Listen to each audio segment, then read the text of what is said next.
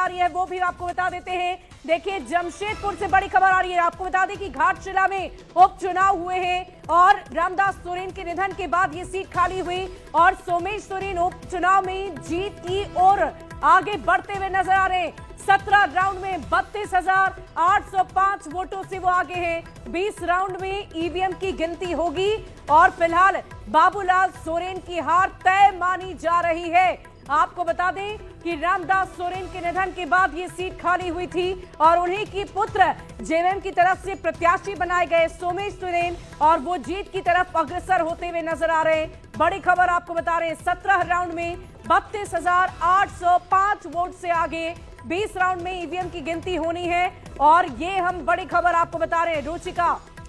बिल्कुल शुभी, तो देखिए बीजेपी की तरफ से बाबूलाल सोरेन जो कि चुनावी मैदान में थे वो हार चुके हैं। सोमेश सोरेन की जीत हो चुकी है। तेजस्वी यादव भी बिहार में जीत गए हैं और अब सीधे आपको बिहार के विधानसभा लेकर के चलते हैं जहां विभा हमारे साथ इस वक्त मौजूद है। विभा, अब कैसी तस्वीर आ रही है सामने, क्योंकि आप लगातार नेताओं के साथ बैठी हैं, चर्चा कर रही हैं, क्या कुछ तस्वीर अब लग रहा है कि अब सब कुछ, क्या पिक्चर साफ हो चुका है?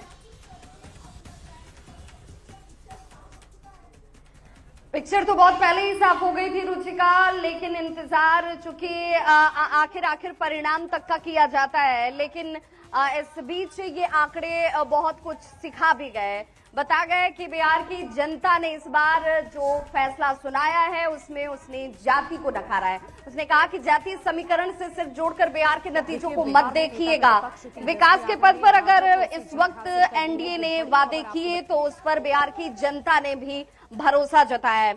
हमारे साथ इस वक्त आरजेडी से मंजरी जी जुड़ी हुई हैं। मंजू जी, तेजस्वी यादव जीत गए अपनी सीट से, लेकिन मात्र 13,000 वोटों से जीते, लेकिन फिर भी जाते जाते ये जीत की खुशी तो आप लोगों को मिल ही रही है।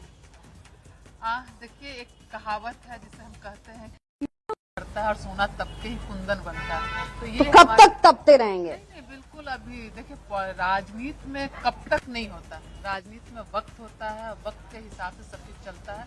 तो आज हम तप रहे हैं तो कल होकर कुंदन जरूर बन के निकलेंगे। और हर हार के बाद, हार के पीछे की दो बड़ी वजह बताइए। 10,000 सबसे बड़ी वजह है। 10,000 आपने भी 30,000 का वादा किया था। वादा करने पे देखिए, महिलाएं जो होती है ना, बहुत ईमानदार किस्म की होती है, बहुत मासूम होती है। और महिला जो होती है वो कभी भी जुआ नहीं खेलती, दारू नहीं पीती कि वो पैसा 10,000 मिलेगा तो मुर्गा दारू में खत्म हो जाएगा।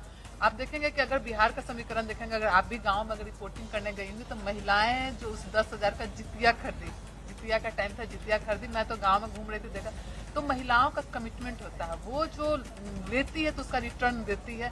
भले आप कुछ भी कर लो, उनको लगता है कि नहीं, अगर किसी ने मुझे दिया है तो उसको रिटर्न देना है।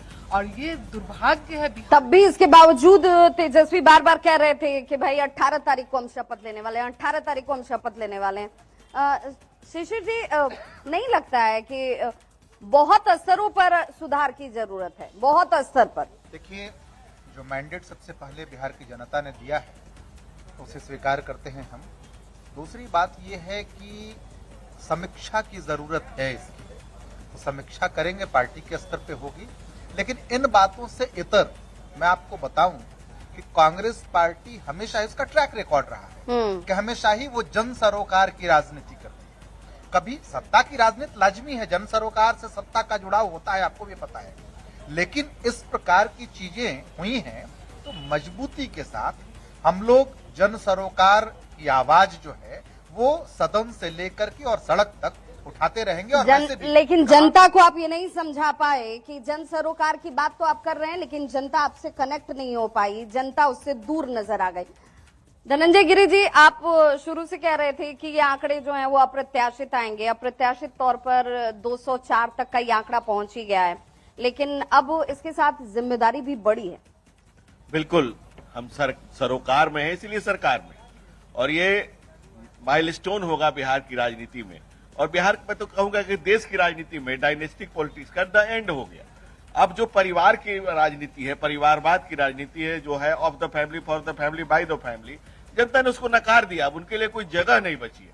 अब जो देश के लिए जिस जिजीविषा से नरेंद्र मोदी के नेतृत्व में जिस तरह से हम देश का विकास कर रहे हैं, जो नया अध्याय गढ़ रहे हैं, राजनीति के नए अध्याय पर विकास के मार्ग पर जो बिहार चल रहा है, उसी का परिणाम आपको देखने को मिल रहा है। लेकिन